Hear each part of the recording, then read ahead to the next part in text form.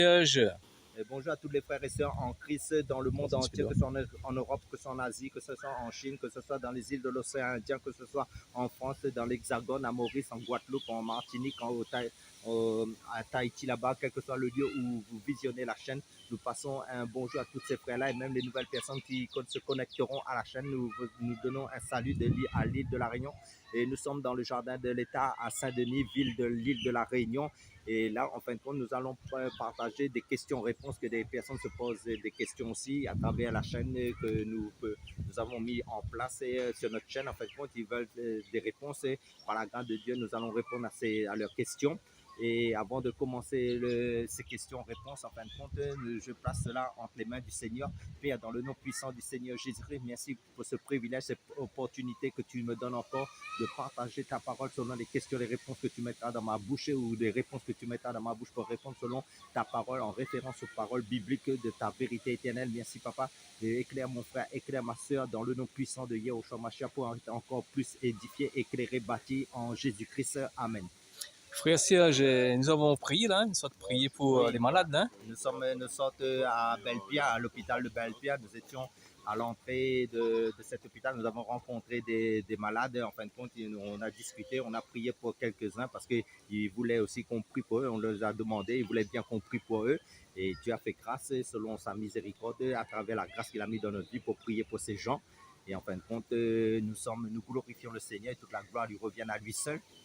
Je peux poser une question. Est-ce que tous les chrétiens, ils ont la grâce de prier? Est-ce qu'ils ont l'onction pour prier? Frère Serge, viens nous éclairer un petit peu, s'il vous plaît, mon frère. Le Seigneur nous dit dans Marc chapitre 16, en fin de compte, voici les miracles qui accompagneront ceux qui ont cru dans le nom du Seigneur Jésus-Christ. En fait, ils apposeront les mains aux malades, ils seront guéris, et ils chasseront les démons, ils parleront de nouvelles langues. Ça veut dire quoi? Ça veut dire que les miracles accompagnent logiquement les vrais chrétiens nés de nouveau. Ça veut dire les personnes qui sont baptisées du Saint-Esprit, parce qu'il faut passer par la nouvelle naissance en Jésus-Christ pour bénéficier aussi de cette grâce aussi, parce que la foi, c'est quoi? La foi est axée sur Jésus-Christ, parce que Jésus-Christ a dit tout disciple accompli sera comme le maître. Mais Jésus a dit le disciple n'est pas plus grand que le maître. En fin de compte, ça veut dire que nous cheminons comme nous avons comme modèle, comme exemple le Seigneur Jésus-Christ qui allait de lieu en lieu annonçant le royaume de Dieu et annonçant le royaume de Dieu et enseignant la parole de Dieu et aussi priant pour les malades, faisant des délivrances. Donc Jésus est toujours d'actualité, c'est miracle. J'ai rebondi aussi parce qu'au fait aussi dans 1 Corinthiens 12, verset 27, il dit ça, est-ce que tout est guéri? Est-ce que tout parle en langue? Est-ce que tout il y a dans des guérisons? Pas tout. Hein? En fait, quand il y a des personnes qui sont spécialistes dans les guérisons, oui. Hein, après tous les chrétiens, ils ont la capacité de prier pour les malades, hein, parce que dans Jacques 5, verset 5, 15 nous dit, hein, la prière de la foi sauvera le malade. Amen. Ouais, il dit, hein. Et aussi, il nous dit aussi que, par exemple, de loin de lui, là, une personne qui est malade, en fin de compte, hein, et en fin de compte, il y a l'onction d'huile aussi qu'on peut faire aussi pour les malades.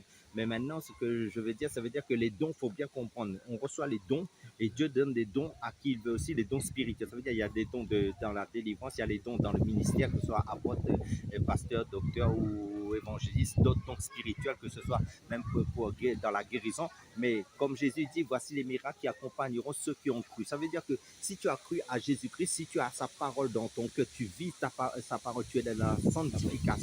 Et en fin de compte, ça veut dire quoi? Ça veut dire Dieu honore celui qui l'honore. Ça veut dire quoi? Ça veut dire si tu vis en accord avec sa parole, Dieu peut permettre que toi, tu pries pour des personnes qui ont besoin de la prière, exaucer ces prières. Parce que pourquoi? Parce que tu fais sa volonté. C'est ça que je veux te faire comprendre, parce que tu vis dans la sanctification aussi, en Christ. Donc, nous avons compris. Hein? Donc, il y a des personnes qui ont le don, ils ont des dons, hein, ils sont des spécialistes. Après, tous les chrétiens peuvent guérir les malades. Amen.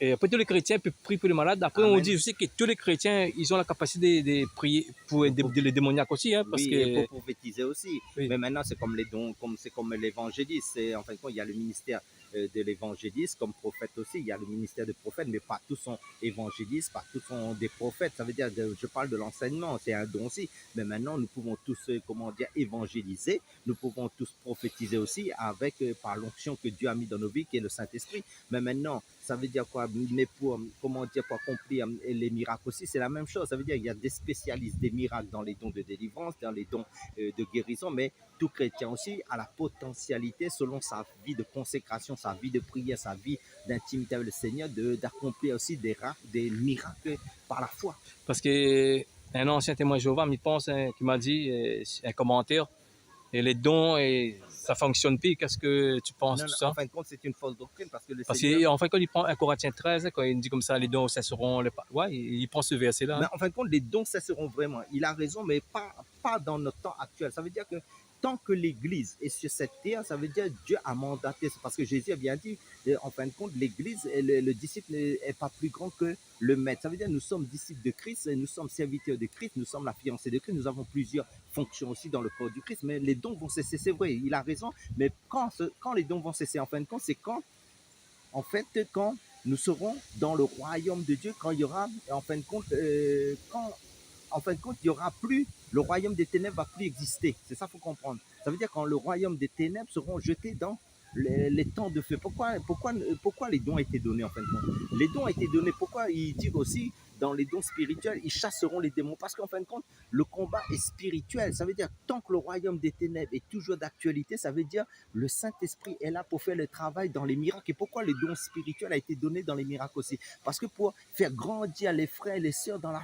foi, en fin de compte, les frères qui sont faibles dans la foi, qui ont besoin des miracles. Parce que Jésus a dit que certaines personnes ont besoin de voir des miracles pour qu'ils croient en fin de compte. Parce qu'en fin de compte, le témoin Jéhovah utilise toujours un verset, donne un Corinthien 13. Après, peut-être ils ont oublié aussi, dans 1 Corinthiens 1, verset 7, il nous dit, ainsi, il ne vous manque aucun don en vous qui attendez le moment où notre Seigneur Jésus-Christ apparaîtra.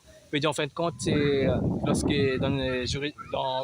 quand il va venir pour faire son règne de 1000 ans, hein, 1000 ans, il n'aura plus besoin de tous ces dons. Parce qu'il y aura la paix et Satan sera lié pendant 1000 ans. Et pendant 1000 ans là-bas dans les temps de feu, dans la prison, par un ange. Mais maintenant, ça veut dire quoi? Ça veut dire qu'en fin de compte, il n'y aura plus cette guerre spirituelle que nous menons actuellement. Parce que la guerre spirituelle, c'est pourquoi? Parce que les dons ont été donnés pour bâtir, en fin de compte, les membres du corps du Christ dans la foi en Jésus-Christ, pour qu'ils grandissent selon le ministère qu'ils ont reçu, chacun pour sa part. Mais maintenant, comme Jésus a donné des dons spirituels à l'Église pour travailler, mais maintenant, sans le Saint-Esprit, sans les dons spirituels, en fin de compte, nous ne pouvons pas bâtir. Comment? Par exemple, je donne un exemple, le ministère de docteur, le ministère d'apôtre, comment ils travaillent? Ils travaillent avec le don spirituel, en fin de compte. Mais maintenant, ceux qui, par exemple, qui sont dans la religiosité, ils n'ont pas les dons. Ça veut dire qu'ils font des formations bibliques, ils font de la théologie, ils n'ont pas les dons. Ça veut dire qu'ils font des raisonnements, ils font des, comment dire ça, des études bibliques selon l'intellectualisme, selon le raisonnement humain. Donc, il n'y a pas de don spirituel là-dedans. Parce que tu connais très bien que Jésus a dit, hein, peut-être, je ne sais pas trop ce verset, que c'est comme ça, tiens la paille de ton, comment tu dis ça? Tiens la paille de ton œil. Avant d'enlever la paille dans l'œil de ton frère, enlève la poudre qui est dans le tien. Parce que, par exemple, dans le témoin Jéhovah, ils ont un Bible qui appelle la traditionnement nouveau. Mais ce Bible n'a même pas 100 ans. C'est un Bible trafiqué. En fin de compte, il y a Marc 16, verset 8. Après, tous les versets, ils ont pu. 9, 10, 11, 12, 13, 14, 15, 16. Il n'y a pas tout ça. Ils ont tiré dedans. Oui, mais le Seigneur dit dans l'Apocalypse, quelqu'un est celui qui ôtera, qui va retrancher la parole et puis va rajouter. Ça veut dire si les personnes ont retranché la parole, mais le Seigneur aussi va les juger aussi à la fin, en fin de compte, par rapport à ce qu'ils ont retranché. Parce que le Seigneur dit aussi de ne pas enlever un seul iota dans la parole. Mais il y a des personnes qui falsifient des Bibles et maintenant derrière c'est qui? C'est Satan en fin de compte, parce que les enfants du diable, eux, ils vont diluer la parole de Dieu, ils vont falsifier la parole, ils vont, comment dire, tordre le sens des Écritures pour amener les personnes en fin de compte à croire un faux évangile. On voit qu'il y a des personnes qui ne font pas l'investigation parce qu'eux-mêmes, ils nous critiquent tout le temps sur le commentaire. Hein. Et nous répondent plus maintenant. Hein. Et eux-mêmes ne font pas l'investigation pour regarder le propre Bible. C'est la distraction, tout ça, parce qu'en fin de compte, si nous demeurons dans la distraction, en fin de compte, nous n'allons pas avancer. Donc l'ennemi, ça veut dire qu'il faut nous détourner du travail du Seigneur. Qu'est-ce qu'il fait? Il amène la distraction, il amène, en fin de compte, pour que nous soyons centrés sur les choses qui n'ont aucun rapport avec Dieu. Parce que pourquoi? Parce que le Seigneur nous dit dans Jean chapitre 10 aussi, mes brebis entendent ma voix. Ils ne suivront pas les faux. Ça veut dire que les faux serviteurs, les faux servantes. Ça veut dire que c'est Jésus qui bâtit son église et c'est Jésus même qui conduit ses enfants dans la lumière de sa vérité, parce qu'il dit quand le Saint-Esprit viendra, il vous conduira dans toute la vérité. C'est le Saint-Esprit qui nous enseigne, parce que dans la parole de Dieu et aussi dans 1 Jean chapitre 2 verset 25, il nous dit l'onction que vous avez aussi vous enseigne toutes choses. Donc, ça veut dire quoi? Si quelqu'un n'est pas enfant de Dieu, n'est pas né de nouveau, quelqu'un est dans la religiosité, en fin de compte, lui, en fin de compte, ça veut dire c'est du chinois. Ça veut dire il ne va pas comprendre le vrai sens de la parole. Parce que pourquoi? Parce que sans le Saint-Esprit aussi, sans la nouvelle naissance, on ne peut pas comprendre le fondement de la vie chrétienne. On ne peut pas comprendre les Écritures selon le sens de la pure évangile. Parce que c'est le Seigneur qui convainc notre cœur. C'est le Seigneur qui nous conduit dans la vérité. Et c'est par son Saint-Esprit. Sans le Saint-Esprit, nous ne sommes rien. Nous ne pouvons pas comprendre. Nous allons comprendre selon l'intellectuel, selon les raisonnements humains et qui va tordre le sens des Écritures. Frère Serge, je fais le mot. Le fin mot de la parole par rapport à cette question-réponse. En fin de compte, je vous dis, en fin de compte, si vous êtes né de nouveau, si vous êtes enfant de Dieu, vous êtes élu avant la fondation du monde, hein, en Christ seulement, le Seigneur connaît les enfants de la promesse. Ça veut dire qu'il y a les faux serviteurs de Dieu, il y a les faux enfants de Dieu, mais il y a les vrais dons. Et personne ne peut dévier du chemin, du droit chemin en Christ et de la vraie doctrine des vrais enfants de Dieu, en fin de compte. C'est ça qu'il faut comprendre. Mais les personnes qui posent des questions, en fin de compte, posez-vous la question, est-ce qu'ils vont au pied du Seigneur pour chercher la réponse? C'est ça le plus important. Donc, à travers ces quelques paroles d'exhortation, je vous encourage à persévérer en Jésus-Christ et soyez tous bénis. Sois béni.